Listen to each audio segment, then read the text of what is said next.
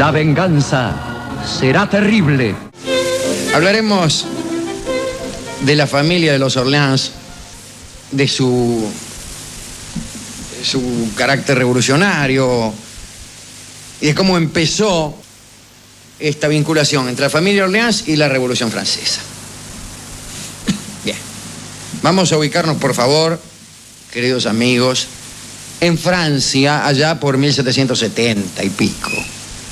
Eran los últimos años del reinado de Luis XV, quien, como sabemos, era un Borbón. Vamos a ver qué eran los Borbones y los Orleans. En realidad todos eran capetos, pero la familia Borbón era la familia de los titulares del reino de Francia a partir de Enrique IV, y los Orleans eran los segundones. Casi siempre, o siempre, el segundo hijo, el hermano del Reinaldo, era un Orleans, y después los descendientes seguían siendo Orleans, bueno, así. Entonces, llegamos aquí a los últimos años del reinado de Luis XV, y está el duque de Orleans, un viejo, y su hijo. Son nobles muy ricos. Tanta riqueza y tierras e influencias como la propia familia gobernante. Un día de 1766, una joven bailarina de la ópera llamada Rosalía Dutté se presentó en la puerta del Palacio Ducal. Tenía 15 años, no el Palacio Ducal, sino Rosalía Dutté. Tenía unos ojos maliciosos, cabellos rubios y un escote repleto. Y dijo que el duque, el viejo duque, lo esperaba. Llegó el duque y le dijo: mire, la mandé llamar. Tengo problemas con mi hijo Felipe, dijo el duque. Tiene 20 años, permanece virgen y no parece preocuparse mucho por ello. Me pregunto con angustia si no correrá riesgo su masculinidad, etcétera, etcétera. Todo esto le dijo el viejo duque a la minita Rosalía Dutté, de 15 años. Rosalía inmediatamente comprendió lo que se esperaba de ella. Aceptó encargarse del asunto y el duque mandó a llamar a su hijo, Felipe. Entró Felipe, saludó a Rosalía y se sentó ahí chiquitito en un rincón. El viejo se las tomó. Cuando el duque los dejó a solas, ella se tiró encima de Felipe y lo besó en la boca. El muchacho retrocedió aterrorizado. Ella insistió. Dicen las crónicas, leo las crónicas. Pronto el alumno estuvo tan apasionado que parecía querer saber más cosas.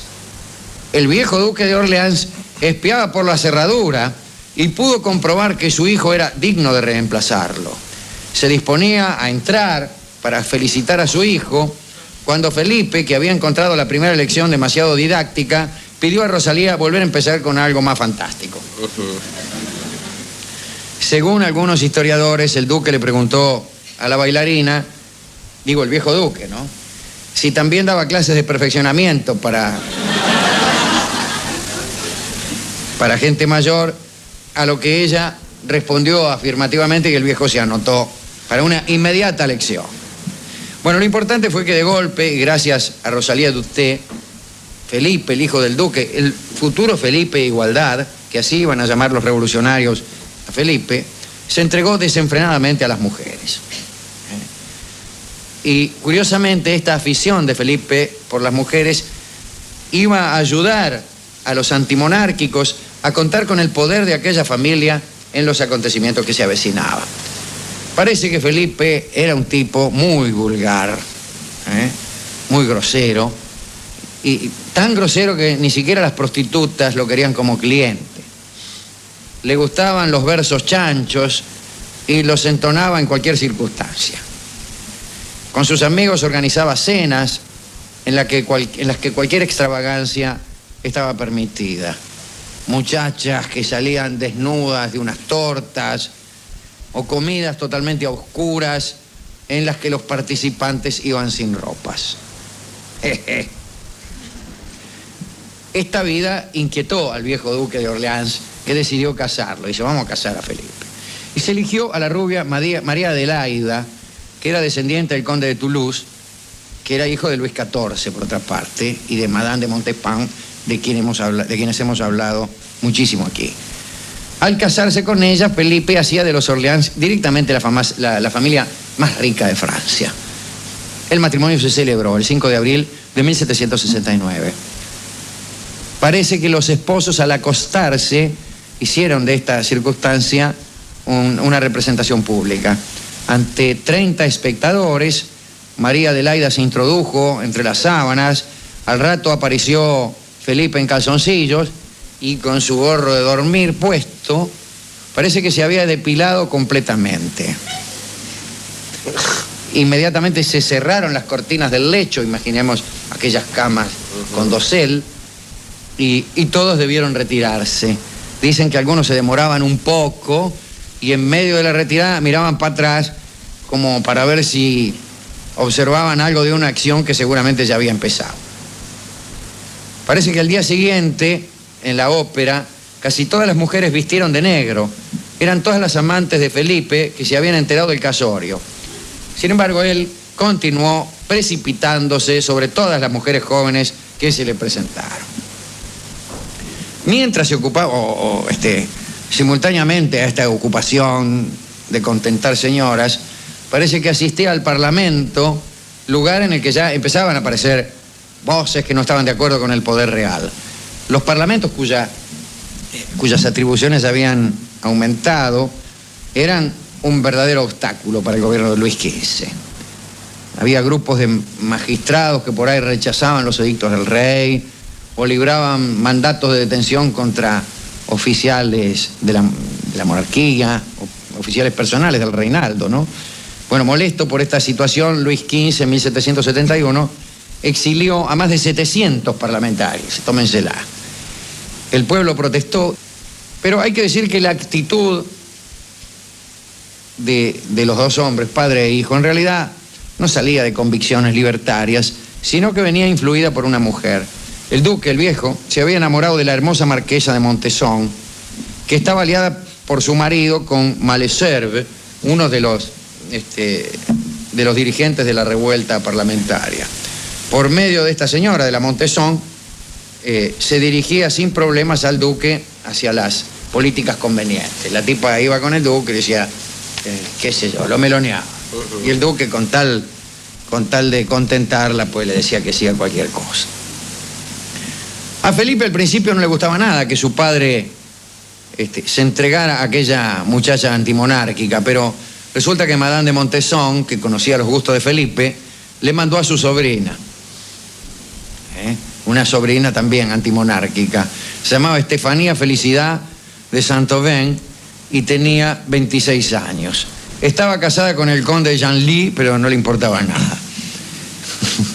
Y parece que la joven entró como sirviente de la corte de María Adelaida, la mujer de Felipe, y cuando él la vio, quedó maravillado. Después la oyó tocar el arpa, porque parece que la mina tocaba el arpa. La siguió un día a la biblioteca y a pesar de su pobreza de espíritu, que era proverbial, pues empezó a interesarse o fingió interesarse en la química, la física, la pintura y la botánica, hasta que se la llevó a la cama. ¿Cómo hacen tantos que fingen interesarse por todas estas disciplinas, o por el zodíaco, o por el arte griego? Hay mucha gente que con el pretexto de que enseña a tocar el piano a las muchachas, pues termina seduciéndolas. Hay gente que aprende el profesorado de piano nada más que para que acudan ante sí alumnas que luego procederá a seducir. Y hay gente al revés, que así como hay gente que con el pretexto de enseñarle a tocar el piano a una dama la seduce, hay gente que con el pretexto de que la seduce le enseña a tocar el piano. Bueno, el caso es que Felipe llevó a la cama a esta chica, a Estefanía Felicidad de Saint-Aubin. A principios del verano de 1772, María Adelaida, la mujer de Felipe el Chico, entró en una gran melancolía. Parece que no tenía esperanzas de maternidad. Entonces se dispuso a ir a tomar las aguas de Forges, que como usted sabe, tenían reputación de fecundar a las mujeres que tenían esas dificultades. Parece que las aguas estaban rodeadas de espesos matorrales, que parece que representaban un papel importante en la misteriosa operación. Cuando María Adelaida se fue, Felipe se mantuvo todo el tiempo junto a la chica esta del arpa, a Madame de Genlis, o sea, Estefanía Felicidad. Al parecer fue en esos momentos cuando ella dictó a Felipe su actitud política. Y dicen las crónicas, influida por su tía, Madame de Montesson, y guiada por sus simpatías hacia los filósofos que preparaban la destrucción del régimen, pues arrojó en terreno bien abonado las semillas de la rebelión. O sea, mientras estaba en la cama con Felipe, desparramaba semillas de la rebelión que había tenido la precaución de meterse en el bolsillo.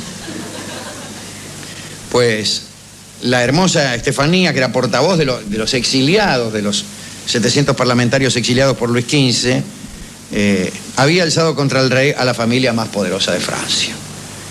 Felipe estaba impresionado por lo que ella le contaba de Rousseau. Parece que la mina, entre una cosa y otra, le hablaba de Rousseau y de los enciclopedistas y de Diderot y de toda esa gente.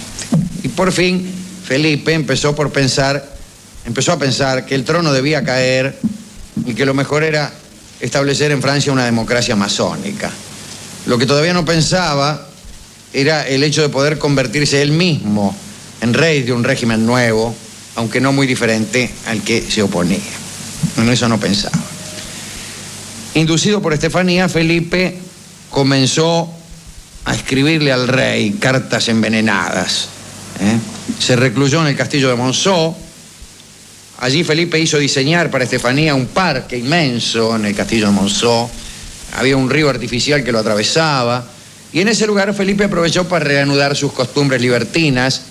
Recibió a Estefanía y también a sus amigas, que se bañaban desnudas en el río artificial antes de ir a jugar al dominó en una gruta china.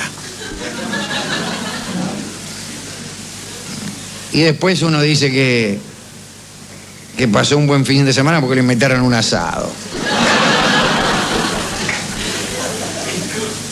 Al mismo tiempo, María Adelaida, la mujer fecundada ya en las aguas de Forges, esperaba un hijo y descansaba en París. Finalmente dio a luz un niño al que se llamó Luis Felipe, que sería 57 años más tarde rey de los franceses, el rey de la cabeza de pera, ¿no?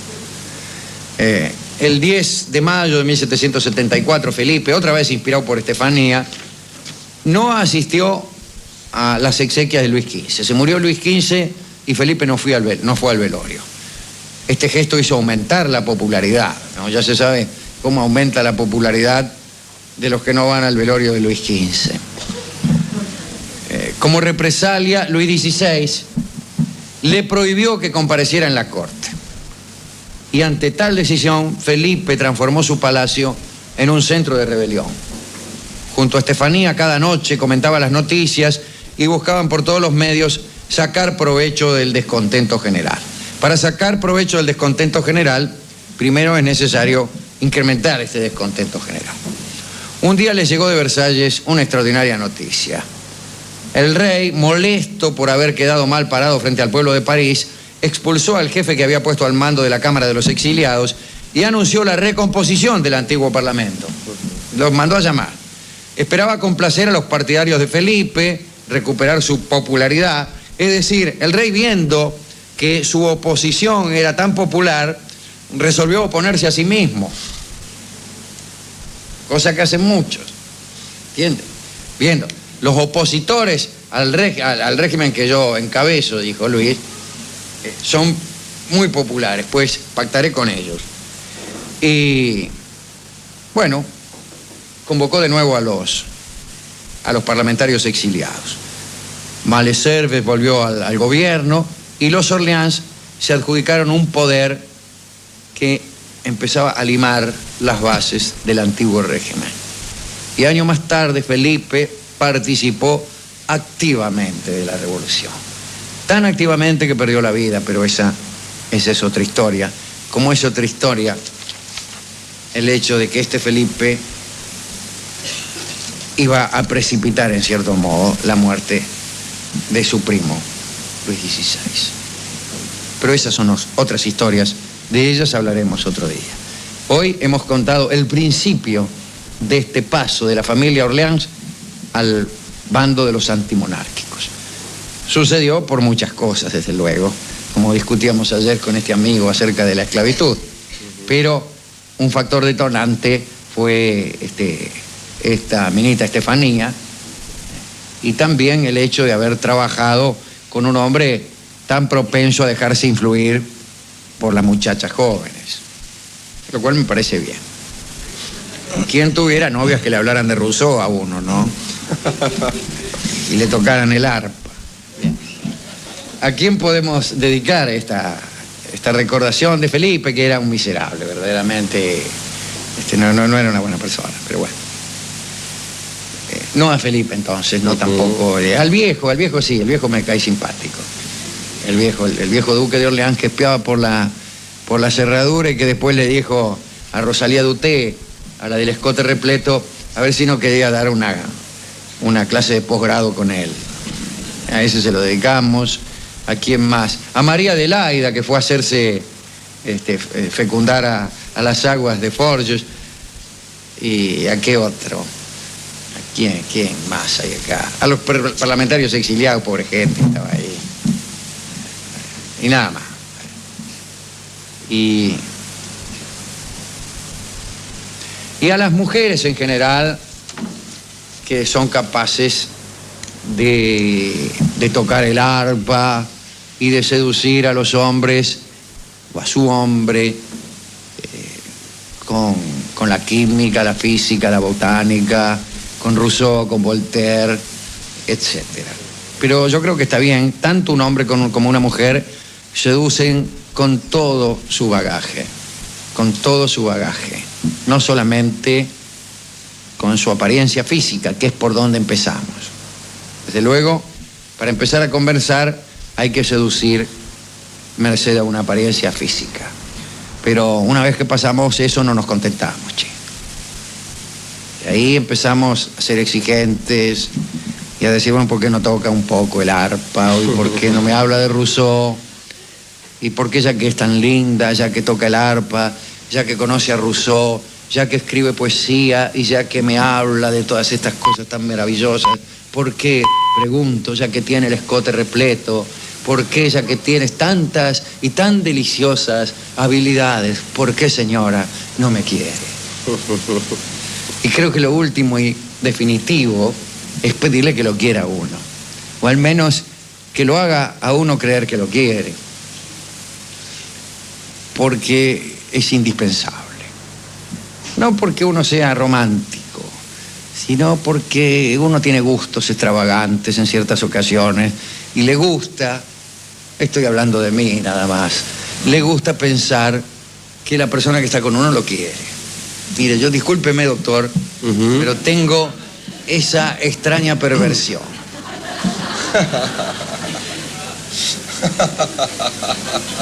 Yo necesito pensar que la señora que está conmigo me quiere, y si no, de nada podemos conversar.